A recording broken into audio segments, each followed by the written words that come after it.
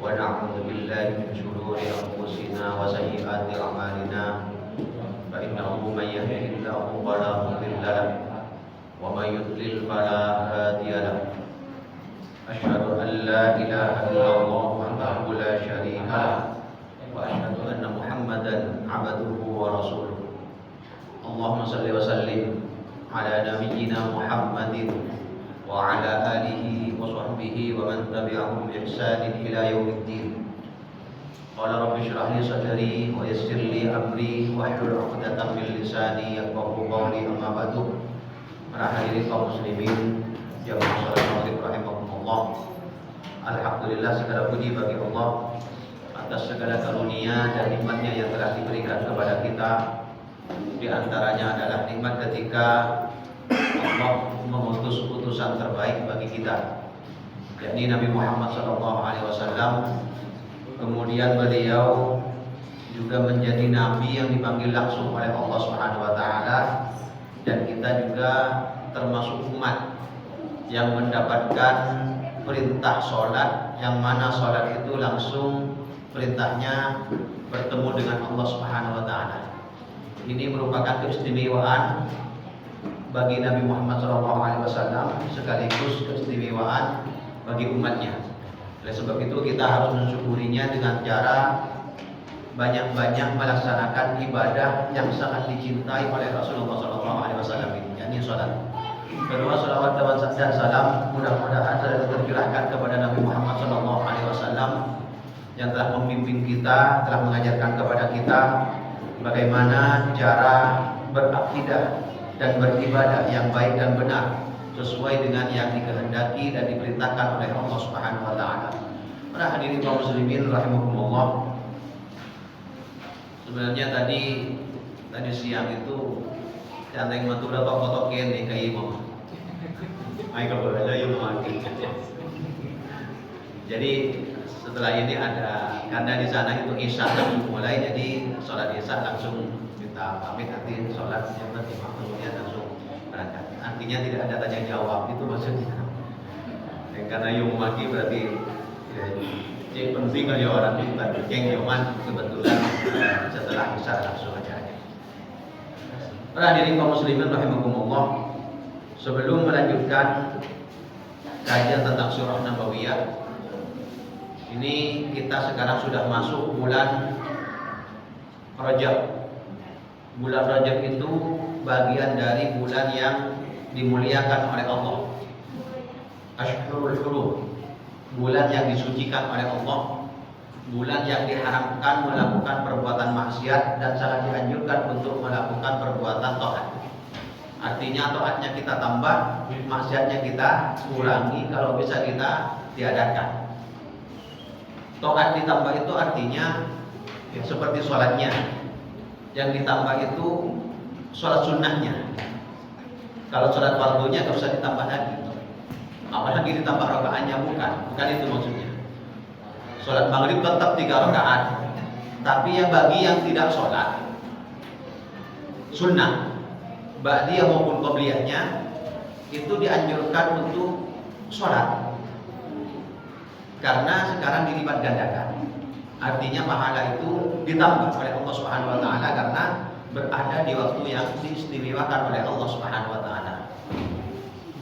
Begitu juga dengan puasanya, begitu juga dengan sedekahnya, begitu juga dengan amal-amal baik yang lainnya, sangat dianjurkan oleh Allah Subhanahu wa taala. Salat tahajud bagi yang masih belum bangun sama sekali misalnya, atau belum pernah sholat tahajud walaupun 2 rakaat, sangat dianjurkan sholat tahajud. Karena ada seorang ulama mengatakan, sejak saya mendengar bahwa malaikat itu di malam hari melihat ke bumi sebagaimana penduduk bumi melihat ke langit. Jadi langit itu aslinya gelap, tapi kita bisa melihat bintang, kita bisa melihat bulan. Kenapa? Karena ada cahayanya. Begitu juga dengan para malaikat yang ada di langit, itu melihat ke bumi itu gelap, kecuali rumahnya orang yang sholat. Jadi di rumah itu ada sholat qiyamul lail atau sholat tahajud, maka rumahnya akan bercahaya. Dan para malaikat mengetahui cahaya itu dari langit. Artinya rumah kita itu bercahaya berkat sholat atau berkat ibadah yang kita lakukan di rumah kita. Bukan karena lampunya banyak, bukan. Ini lampu ini gak berpengaruh. Yang pengaruhnya bagi kita, bagi manusia, tapi bagi malaikat enggak. Yang jadi cahaya justru ibadah yang kita lakukan. Bacaan Al-Quran kita, sholat tahajud kita. Maka kemudian kata ulama itu, sejak saat itu saya tidak pernah meninggalkan sholat tahajud walaupun cuma 2 rakaat. Sejak saat itu, sejak mengetahui bahwa para malaikat itu melihat bumi gelap, sebagaimana kita melihat langit gelap, tidak ada bintang. Dan baru bisa melihat cahayanya ketika di rumah-rumah itu ada orang yang melaksanakan ibadah seperti sholat, baca Al-Quran, zikir dan lain sebagainya. Nah ini, seperti ini. Makanya kemudian Abu Bakar Al-Balkhi itu pernah berkata begini, bulan Rajab itu bulan untuk menanam, bulan Sya'ban bulan untuk menyirami, dan bulan Ramadan bulan untuk memanen. Bulan Rajab bulan untuk menanam. Jadi bulan Rajab itu menanam. Artinya menanam apa? Menanam kebaikan. Yang nggak pernah sholat sebelumnya, nggak pernah sholat tahajud, nggak pernah sholat sunnah, qobliyah dan ba'diyah, mulai sekarang dianjurkan untuk sholat sunnah. Yang nggak pernah sedekah, latihan dari sekarang. Yang nggak pernah puasa sunnah, latihan dari sekarang. Kalau kita dari sekarang bulan Rajab sudah menanam, maka di bulan Sya'ban kita akan menyiramnya. Artinya kita sudah punya kebiasaan. Di bulan Sya'ban kita akan melanjutkan kebiasaan itu. Maka ketika kita memasuki bulan Ramadan, kita gak kaget, tak terkejut. Apa asal tak terkejut? Karena kita sebelumnya sudah terbiasa. Bulan Rajabnya sudah terbiasa, bulan Sya'bannya terbiasa. Maka ketika masuk bulan Ramadan dan wajib berpuasa, kita gak kaget. Perut kita gak kaget, tenggorokan kita gak kaget. Karena kita sudah menanamnya sebelumnya, sudah menyiramnya sebelumnya. Baru kemudian di bulan Ramadan kita. Begitu juga dengan sedekah. Sedekah itu kalau gak latihan, setiap orang itu punya sifat manusiawi berupa pelit. Dan itu dimiliki sejak kita kecil. Makanya ketika ada anak kecil melihat barang yang dia sukai, itu langsung diambil, walaupun punya orang. Diambil dan gak boleh diambil oleh orang lain, dipertahankan. Itu mun bade orang sing anak pakai orang tua anak nangis. Kenapa? Karena dianggap semua barang itu miliknya dan tidak boleh diambil oleh orang lain. Jadi punya sifat fitrah, punya sifat manusiawi pelit. Mun andi tak kira bagi ke orang. Maka kita perlu latihan untuk sedekah itu. Gak pernah sedekah, gak pernah infak, gak pernah zakat. Tiba-tiba nanti saya kalau sudah kaya mau langsung memberikan 100 juta. Tak bisa. Anak mata latihan enggak ada. Jadi yang bisa langsung seperti Utsman misalnya, seperti Abdurrahman bin Auf misalnya, seperti Abu Bakar, semua hartanya diberikan di jalan Allah. Itu sudah latihan setiap harinya. Seperti Umar memberikan separuh hartanya, itu sudah latihan setiap harinya. Bukan tiba-tiba ujuk-ujuk langsung, oh ini saya berat. Kita yang latihan saja kadang ketika ada orang minta-minta atau ketika ada kotak amal itu yang ketika nyari ke kantong cari yang paling kecil. Buat 5.000 nyari, oh beda 1.000 tidak. Ini kan manusiawi. Makanya perlu latihan. Kalau yang sudah terbiasa dengan 5.000, maka 5.000 setiap hari. Bagi yang tak terbiasa 5.000 itu berat. Jadi perlu latihan dari sekarang. Maka kemudian bulan Rajab ini bulan untuk menanam, bulan Sya'ban bulan untuk menyirami, dan bulan Ramadan nanti ketika semua pahala dilipat gandakan lebih besar lagi oleh Allah Subhanahu wa taala, kita tinggal melaksanakan ibadah-ibadah yang sudah enteng bagi tubuh kita, bagi perasaan kita, bagi hati kita, bagi akal kita. Itu sudah mudah melakukan berbagai ibadah itu ketika dari sekarang kita sudah memulainya. Para hadirin kaum muslimin rahimakumullah, kita melanjutkan kajian surah Nabawiyah, sudah sampai di pembahasan tentang Isra Mi'raj. Kebetulan bulan Rajab itu bulan yang dirayakan atau bulan mengingatkan kita kepada peristiwa Isra Mi'raj. Karena memang pendapat yang masyhur Isra Mi'raj itu terjadi di bulan Rajab, bertepatan dengan tanggal 27. Pendapat yang masyhur, walaupun ada pendapat lain yang kemudian dirojihkan pendapat yang lain. Di langit kedua Nabi Muhammad bertemu dengan Nabi Isa dan Nabi Yahya. Di langit ketiga bertemu dengan Nabi Yusuf. Bertemu dengan Nabi Yusuf, kemudian kita sudah beralih kepada kisahnya Nabi Yusuf. Kenapa beliau diangkat atau pantas menjadi seorang nabi? Karena beliau sejak kecil sudah ditempa, sudah diuji oleh Allah Subhanahu wa taala dengan berbagai ujian, baik ujian yang berupa musibah maupun ujian yang berupa nikmat. Itu semua telah dialami oleh Nabi Yusuf. Dan ternyata Nabi Yusuf sukses, berhasil, dan beliau lulus dalam ujian itu.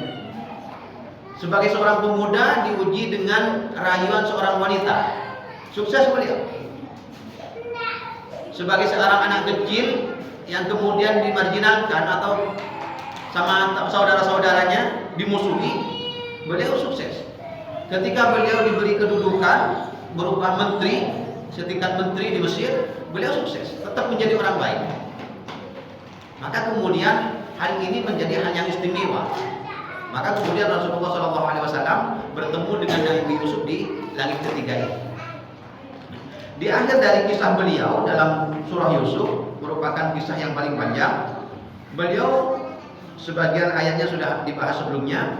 Rabbi qad ataitani minal mulki wa 'allamtani min ta'wilil ahadits. Fatiras samawati wal ardh. Anta waliyyi fid dunya wal akhirah. Tawaffani musliman wa alhiqni bis shalihin. Rabbi qad ataitani minal mulk. Rabbi Tuhanku. Jadi kalau ada dalam bahasa Arab Rabbi itu biasanya menyimpan ya nisbah, tinggal kemudian Rabbi menggunakan kasrah. Kalau Rabbah biasanya yang disimpan itu nanya, Rabbana, wahai Tuhan kami. Tapi kalau Rabbi, wahai Tuhan sendiri biasanya. Tapi kalau Rabbah biasanya digunakan untuk yang menyimpan dhamir na, Rabbana, wahai Tuhan kami. Apa bedanya? Kalau na itu berarti kami semua, tapi kalau Rabbi Tuhan. Nah, di sini Rabbi qad ataitani. Sungguh engkau telah memberikanku minal mulki, kekuasaan. Kekuasaan artinya beliau diberi karunia oleh Allah Subhanahu wa taala berupa kedudukan menjadi menteri atau perbendaharaan harta di Mesir. Minal mulki, dari kekuasaan. Wa 'allamtani min ta'wilil ahadits, dan engkau telah mengajarkanku min ta'wilil ahadits. Takwil mimpi. Takwil mimpi atau tafsir mimpi. Ini juga diberikan kepada, dan mimpi para nabi itu adalah wahyu dari Allah Subhanahu wa taala. Cuman ini yang dimaksud adalah takwil mimpi ketika ada orang lain yang bukan nabi yang bermimpi, maka kemudian ditakwilkan oleh Nabi Yusuf. Ditafsirkan oleh Nabi Yusuf, dan tafsir beliau benar karena yang mengajarkan langsung Allah Subhanahu wa taala. Dan semua ilmu itu hakikatnya dari Allah. Semua ilmu yang dimiliki oleh makhluk itu semuanya dari Allah. Makanya ketika Nabi Muhammad mendapat julukan Nabiul Ummi, Nabi yang ummi, tidak bisa membaca, tidak bisa menulis, tapi beliau langsung mendapatkan ilmu dari Allah. Menjadi gurunya orang yang bisa membaca, bisa menulis. Karena sumbernya langsung. Kita kalau mau dapat ilmu dari Allah, itu harus melakukan hukum kausalitas, sebab akibat. Belajar dulu. Bagaimana sebelum belajar? Belajar membaca, belajar menulis. Ketika kita sudah belajar membaca, belajar menulis, maka insya Allah Allah akan memberikan ilmunya kepada kita melalui bacaan kita. Tapi kalau Nabi Muhammad tidak melalui proses membaca, tidak melalui proses menulis, langsung diberikan oleh Allah Subhanahu wa taala. Begitu juga dengan malaikat. Makanya kemudian malaikat itu berkata, Subhanaka la ilma lana illa ma 'allamtana. La ilma lana.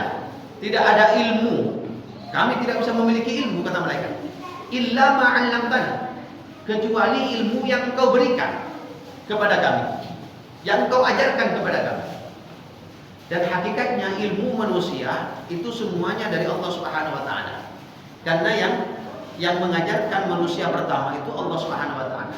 Wa 'allama Adam al-asma'a kullaha. Siapa yang mengajarkan ilmu?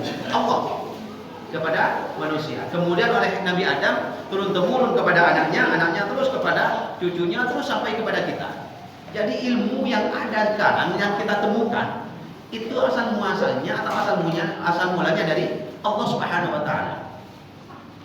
Dari Allah. Dan yang kita miliki sekarang pun itu juga dari Allah hakikatnya. Melalui hukum kausalitas itu tadi. Sama seperti bekerja. Orang yang bekerja akan mendapatkan rezeki dari Allah. Orang yang belajar akan mendapatkan ilmu dari Allah Subhanahu wa taala. Lakukan sebab akibatnya, lakukan hukum alamnya, maka Allah yang akan memberikan karunia-Nya, baik berupa rezeki maupun berupa ilmu. Fatirus samawati wal ardh, pencipta langit dan pencipta bumi. Anta waliyyi fid dunya wal akhirah. Engkau waliku fid dunya wal akhirah. Ini permohonan dari Nabi Yusuf, doa Nabi Yusuf. Engkau adalah pelindungku fid dunya wal akhirah. Jadi Nabi Yusuf bisa melewati berbagai fase ujian dalam kehidupan di dunia, itu tidak lepas dari pertolongan Allah Subhanahu wa taala. Dan Nabi Yusuf sadar yang menolongnya adalah Allah Subhanahu wa taala. Anta waliyyi fid dunya wal akhirah. Engkau merupakan pelindungku yang menyelamatkanku di dunia dan akhirat, yang menyelamatkan dari semua, yang menyelamatkan dari penjara, yang menyelamatkan dari godaan Zulaikha atau Zalikha. Jadi memang bisa jadi Nabi Yusuf itu waktu dirayu oleh Zalikha itu laula ar-ra'a burhana rabbi. Jadi beliau ingat kepada Allah Subhanahu wa taala. Nah, karena ingat kepada Allah Subhanahu wa taala, kemudian beliau menghindar dari perbuatan dosa yang dilarang oleh Allah. Nah, ketika menghindar itu juga tidak lepas dari pertolongan Allah. Seandainya Allah tidak menolong Nabi Yusuf, bisa jadi Nabi Yusuf terjerumus. Begitu juga dengan kita. Maka ketika kita berhadapan dengan sesuatu perbuatan baik dengan itu, maka kita berdoa, ya Allah, tolonglah saya dalam melakukan perbuatan baik ini, agar saya dikuatkan dalam melakukan perbuatan. Makanya orang yang jarang sholat tahajud atau tidak pernah sholat tahajud, kemudian mau sholat tahajud, itu yang pertama dilakukan adalah doa dulu. Mohon kepada Allah, ya Allah, bangunkan saya dan kemudian kuatkan saya untuk melaksanakan ibadah ini. Dan semua kebaikan hakikatnya sama. Kita mohon pertolongan kepada Allah, minta dikuatkan kepada Allah. Yang tidak pernah sedekah, ya Allah, mudah-mudahan saya bisa bersedekah. Semua amal baik itu semua minta didoakan agar kita dikuatkan oleh Allah Subhanahu wa taala. Makanya di dalam akhir sholat itu atau di awal setelah selesai sholat ada doa, Allahumma a'inni ala dzikrika wa syukrika wa husni ibadatik. Allahumma a'inni, wahai Tuhanku, a'inni, tolonglah aku, ala dzikrika, untuk mengingatmu, wa syukrika, dan bersyukur kepadamu, wa husni ibadatik, dan beribadah dengan cara yang terbaik kepadamu. Itu jadi kebaikan, ketaatan itu perlu didoakan. Jangan kemudian kita lantas bersandar kepada kekuatan saya. Oh, saya bisa sholat tahajud karena ya saya siap, karena saya minum jamu. Bukan. Kita bisa melakukan kebaikan itu karena pertolongan Allah. Begitu juga ketika ada hal-hal yang subhat, ada perbuatan maksiat, ada perbuatan dosa, kita mohon perlindungan kepada Allah. Ya Allah, di kantor saya banyak godaan harta misalnya, ya sorokan bi bosnya sorolah nganam misalnya, benar makanya kok sih ngurus itu. Kalau gak minta pertolongan kepada Allah berat itu. Satu sisi muntah alat kau atau pecat, mun alat kau tusan, maka mohon pertolongan kepada Allah. Jadi kalau ada perbuatan syubhat, perbuatan haram, kita mohon perlindungan kepada Allah. Ya Allah, lindungilah saya, lindungilah kami. Mohon kepada Allah. Kenapa? Karena yang bisa menolong kita untuk melakukan perbuatan baik ya Allah. Yang bisa menghindarkan kita dari perbuatan maksiat, perbuatan dosa juga Allah Subhanahu wa taala. Jangan terlalu sombong dengan cara mengandalkan diri kita sendiri. Ya apa cara engkau menghindarkan dosa, ya apa cara engkau kuat, berat. Kenapa? Karena kita masih berhadapan dengan hawa nafsu, berhadapan dengan godaan setan. Kalau keduanya bertemu, kita gak kuat, dapat pertolongan dari Allah, bahaya. Nah, itu. Anta waliyyi fid dunya wal akhirah. Di dunia Allah melindungi Nabi Yusuf, di akhirat pun Nabi Yusuf minta agar dilindungi oleh Allah Subhanahu wa taala. Anta waliyyi fid dunya wal akhirah. Kita pun sama minta seperti ini. Di dunia minta perlindungan kepada Allah, di akhirat pun kita minta perlindungan kepada Allah. Karena yang bisa melindungi kita di kehidupan dunia hanya Allah, yang bisa melindungi kita di kehidupan akhirat juga Allah Subhanahu wa taala. Kenapa? Karena Maliki Yaumiddin. Allah itu penguasa hari pembalasan. Ketika semua orang terdiam, tidak boleh berbicara, hanya Allah. Allah kemudian bertanya, limanil mulkul yaum? Kekuasaan sekarang ini milik siapa? Gak ada yang jawab. Tidak ada yang jawab. Ketika semua tidak ada yang menjawab, termasuk para nabi, diam semua. Baru kemudian Allah berkata, lillahil wahidil qahhar. Lillahil wahidil qahhar. Hanya milik Allah Subhanahu wa taala yang esa, Al-Qahhar yang maha perkasa. Jadi nanti di akhirat Allah yang bisa menolong. Tawaffani musliman wa alhiqni bis-shalihin. Matikan saya dalam keadaan muslim, wa alhiqni bis-shalihin, dan pertemukan saya dengan orang-orang yang soleh. Ketika Nabi Yusuf berkata tawaffani musliman, yang dimaksud musliman di sini adalah muslim sifatan, bukan muslim isman. Jadi muslim itu ada orang Islam, Islam sifat, ada Islam nama. Agama Yahudi itu Islam sifat. Agama Nasrani Islam sifat. Agamanya Nabi Adam Islam sifat. Satu-satunya agama yang sifatnya Islam dan namanya Islam, ya agama Islam, agama kita. Agama yang dibawa oleh Nabi Muhammad. Makanya kemudian para nabi terdahulu itu doanya, ya tawaffani muslimah, matikan aku dalam keadaan muslim, dalam keadaan beragama Islam. Itu tidak salah. Padahal agama Islam waktu itu yang namanya gak ada, sifatnya ada. Artinya agama yang menyerahkan diri kepada Allah Subhanahu wa taala, yang hanya beribadah kepada Allah, itu agama Islam. Sifatnya. Namanya khusus untuk agama Islam itu khusus kepada agama yang dibawa oleh Nabi Muhammad. Makanya kita itu muslim sifatnya dan muslim namanya. Karena sesuai dengan perkataan Nabi Yusuf, perkataan Nabi Ibrahim, huwa sammakumul muslimin. Millata abikum Ibrahim huwa sammakumul muslimin. Millata abikum, agama nenek moyang kalian, Ibrahim, Nabi Ibrahim. Apa kata Nabi Ibrahim? Huwa sammakumul muslimin. Dia yang memberikan nama kalian al-muslimin. Siapa kalian di sini? Kita, umat Nabi Muhammad. Berarti kita itu Islamnya Islam sifat dan Islam nama. Makanya kalau ada yang bertanya, Ustaz, apakah yang masuk surga itu cuma orang Islam? Tidak. Orang Yahudi masuk Islam, orang Nasrani masuk Islam. Di masanya agama Taurat firman Allah di masanya. Kitab Injil firman Allah yang diturunkan kepada Nabi Isa.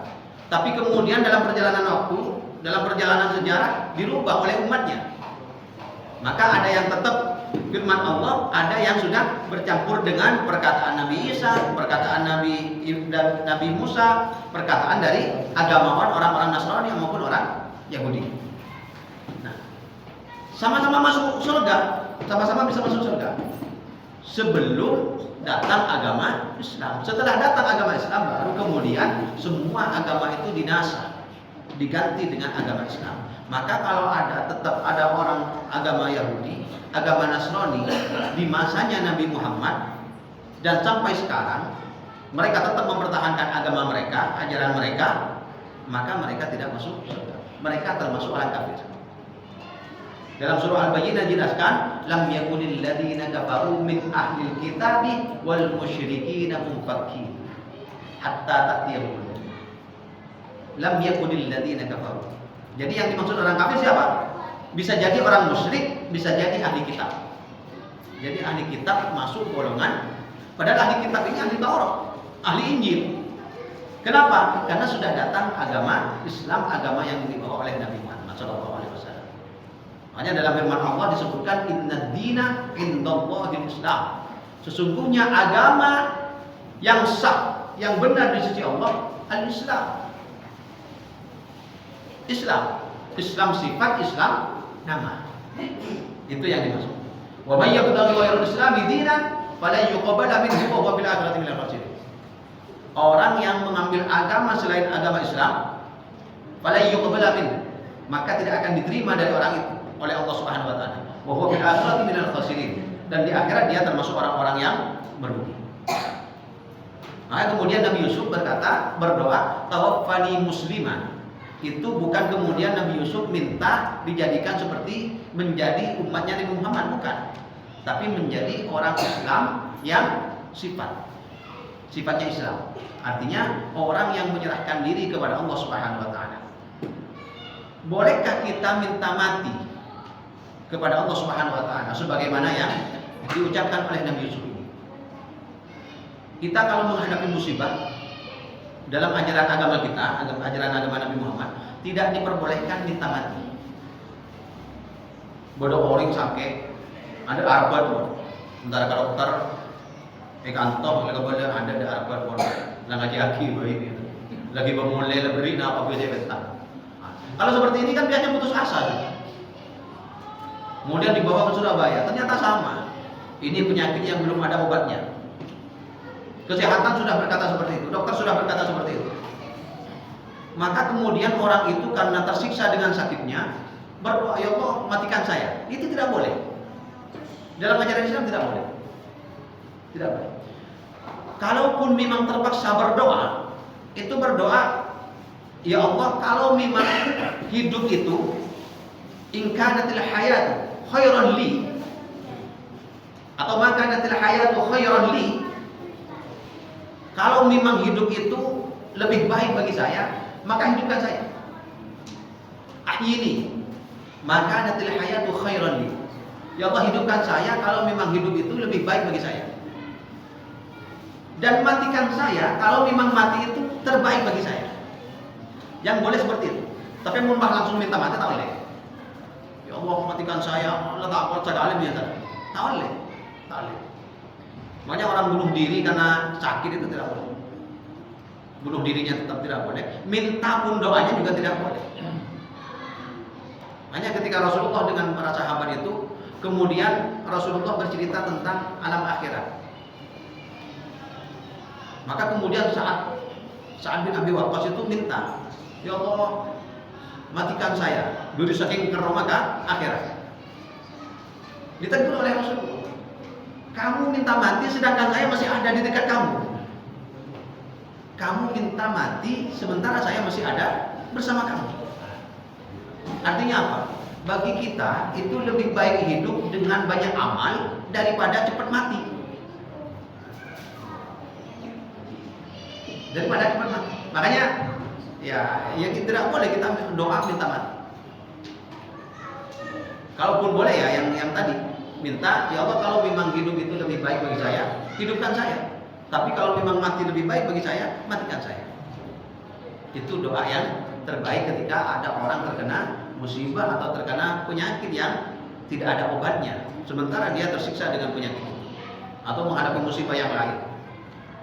Sebelum bunuh diri minta doa seperti itu tidak boleh sebenarnya. Minta ya. Makanya kemudian kata para ulama ketika Nabi Yusuf meminta tawaffani musliman, itu pendapat ulama tafsir, itu doa ketika Nabi Yusuf mau meninggal. Ketika Nabi Yusuf mau meninggal, sama dengan doanya Nabi Muhammad ketika Nabi Muhammad sudah nazar mau meninggal. Allahumma fir rafiqil a'la. Allahumma ya Allah fir rafiqil a'la. Kumpulkan saya dengan orang-orang yang ada di surga paling tinggi. Sampai 3 kali Rasulullah berdoa seperti itu. Ya Allah kumpulkan saya bersama dengan orang-orang yang berada di surga paling tinggi. Allahumma fir rafiqil a'la. Ya Allah matikan saya, kumpulkan saya bersama dengan orang-orang yang ada di surga paling tinggi. Siapa? Surganya para nabi. Itu doanya Nabi Muhammad SAW ketika mau meninggal. kita ya mudah-mudahan ya husnul khotimah dan sempat minta seperti itu. Lah aku mah mikir sakit mulu sampai kalau payah tuh mah. Jadi dari saking beratnya sakaratul maut itu. Makanya Rasulullah sendiri sampai berdoa, Allahumma hawwin alaina fi sakaratil maut. Sampai berdoa seperti itu. Dianjurkan seperti itu karena saking sakitnya sakaratul maut itu. Seandainya orang yang mati bisa mengungkapkan bagaimana sakitnya sakaratul maut dan mereka mengatakan kepada kita, justru kita akan sangat ya, kita akan tahu betapa sakitnya. Karena ketika ya kita nggak bisa tahu karena ketika orang sudah mengalami sakaratul maut kemudian meninggal itu tidak bisa bercerita lagi. Sehingga kemudian kita tidak tahu. Tapi itu digambarkan oleh Rasulullah bahwa orang yang menghadapi sakaratul maut itu kulit itu seperti disayat pakai silet. Kulit itu yang mati biasa. Lain gimana mati aja gitu. Lain boleh. Cara boleh. Iya, jadi orang mati biasa saja itu seperti itu rasanya. Makanya kita dianjurkan untuk berdoa Allahumma hawwin alaina fi sakaratil maut. Ya Allah mudahkanlah perkembangan hawwin alaina dalam untuk kami fi sakaratil maut dalam keadaan kita sakaratul maut. Tawaffani musliman wa alhiqni bis sholihin, dan kumpulkan saya bersama dengan orang-orang soleh. Siapa? Ya para nabi, para rasul. Ini permintaan Nabi Yusuf. Sekelas nabi masih minta seperti ini. Sekelas nabi. Maka kita pun ya sangat dianjurkan sekali. Nabi saja sekelas nabi minta doa seperti itu, apalagi kita. Walhiqni bis sholihin. Yang mudah-mudahan kita semua husnul khotimah kemudian kita bertemu dengan para nabi, kemudian bisa berkumpul dengan para syuhada dan para soleh. Amin ya rabbal alamin. Dzalika min amba'il ghaibi nuhihi ilaik wa ma kunta ladaihim id ajma'u amrahum wa hum yamkurun. Dzalika min amba'il ghaib, itu merupakan informasi yang gaib. Informasi tentang kisahnya Nabi Yusuf itu gaib, termasuk informasi gaib.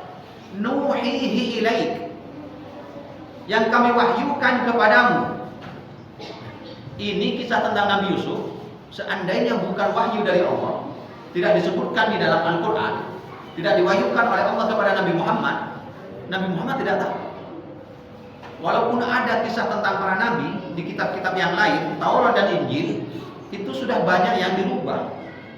Bahkan ketika mereka iri kepada seorang nabi, dan nabi itu nabi mereka sebenarnya, nabi-nabinya orang Bani Israel misalnya, itu mereka gambarkan dengan gambaran yang buruk. Nabi Isa itu sebenarnya utusan untuk Bani Israel.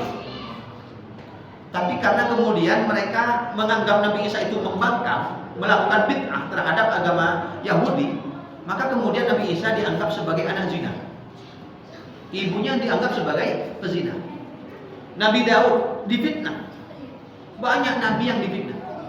Ini bukan cuma difitnah nabi-nabi mereka itu. Ada yang dibunuh.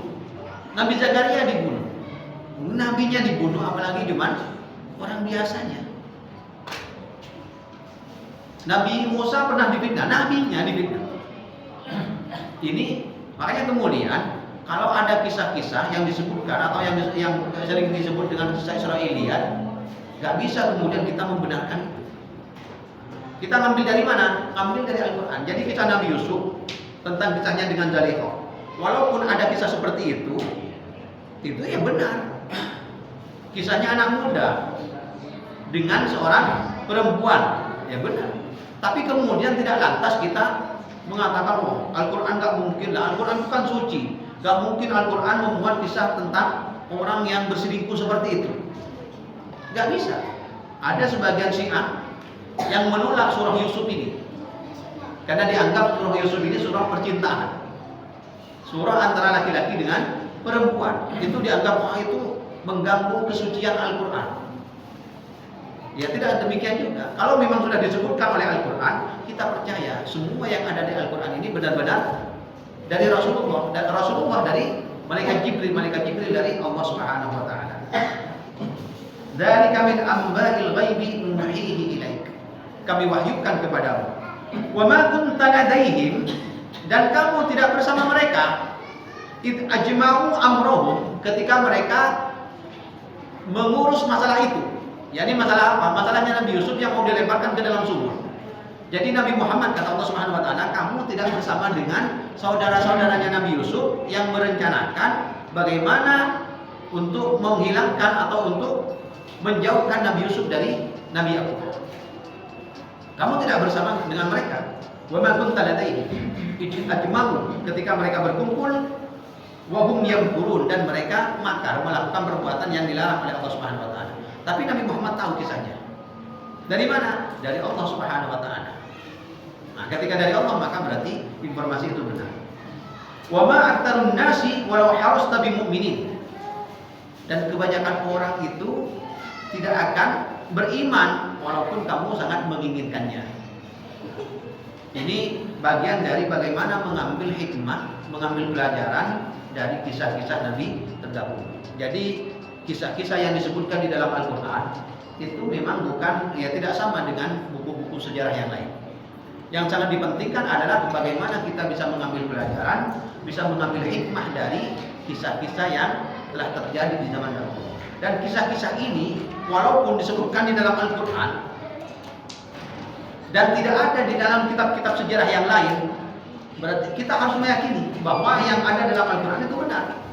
Kisah Ashabul Kahfi, walaupun tidak ada di dalam kitab Samawi yang lain misalnya, itu sudah dihapus oleh mereka misalnya, tapi ada dalam Al-Quran, harus percaya kita. Kisah Nabi Adam, kisah Nabi Adam itu harus percaya ketika disebutkan dalam Al-Quran bahwa Nabi Adam pernah di surga, kemudian terusir dari surga karena makan buah keabadian atau syajaratul khuld.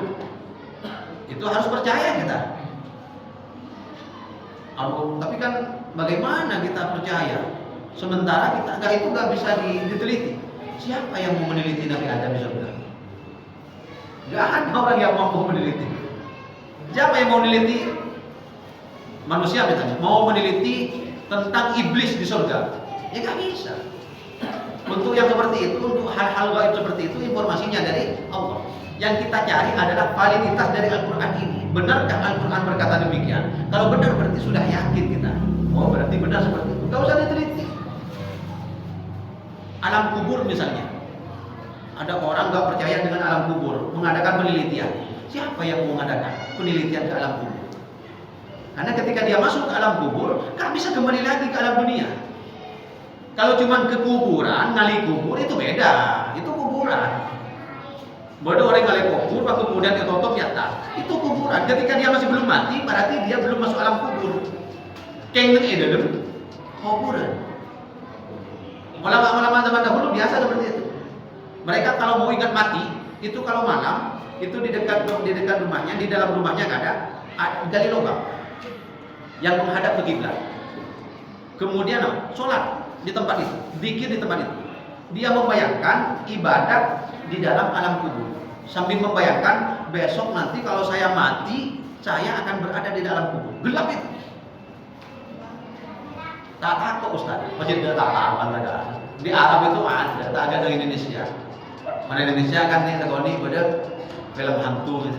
Dia pakai Arab ini gila film hantu. Gimana ada orang ngakui pocong, kemudian diajak lucah. Tapi orang Indonesia tahu nih, dia tak pernah tahu begini. Kemun nama dari film corak beda ungu orang. Mulai ingat jadi takut orang corak beda ungu. Ya rata. Maka kemudian mereka terbiasa seperti itu. Kuburan itu kalau di Mesir itu di atasnya banyak rumahnya orang. Karena kuburan itu buka tutup. Jadi ada semacam ini digali di bawah, kemudian dicor di pinggir, di bawah itu tetap tanah, kemudian di atas itu ditutup dan ada tempat untuk masuk satu orang. Seperti kalau kita ke atas itu punya loteng, kemudian di loteng itu ada seperti ini satu untuk naik ke atas. Itu untuk masuk ke dalam. Jadi kalau ada yang meninggal langsung dimasukkan, ditaruh di dalam. Nah, di atasnya apa? Di atasnya banyak jemuran. Orang yang berjemur itu. Gak ada, biasa. Jadi kuburan itu gak dikeramatkan, sehingga kemudian gak ada apa-apa. Ya biasa ya, atas nyemur TV biasa. Karena gak dikeramatkan, jadi seperti itu. Jadi mereka menganggap diri mereka itu berada di dalam kubur, Sehingga kemudian ketika beribadah, ya benar-benar ingat kuburan. Kita kan kalau ibadah kan ya sering antara yang dibaca dengan yang ada di hati dengan ada yang pikiran itu kan macam-macam. Sehingga kemudian kita nggak bisa fokus kepada kematian. Kalau dulu orang dulu ada, bahkan ada madrasah tawakuf. Dulu itu ada di zamannya ulama salaf itu ada madrasah tawakuf. Madrasah tawakuf itu madrasah atau sekolah kelompok orang majelis ilmu yang kerjaannya mengingat mati. Ingat mati. Jadi ingat di neraka itu begini, di surga itu begini. Nah, ketika ingat neraka, ingat siksa bahwa malaikat yang datang itu sebesar begini, api neraka sebesar begini, suaranya begini-begini, sehingga kemudian kepikiran sampai mendalam sehingga kemudian orang itu pingsan. Jadi dalam sekolahnya itu banyak yang bergelimpangan pingsan orang ini, gara-gara ingat mati itu tadi. Ingat bertemu dengan malaikat Malik. Ya kalau sedang mengingat surga, ingat bertemu dengan bidadari. Sehingga kemudian senyum-senyum.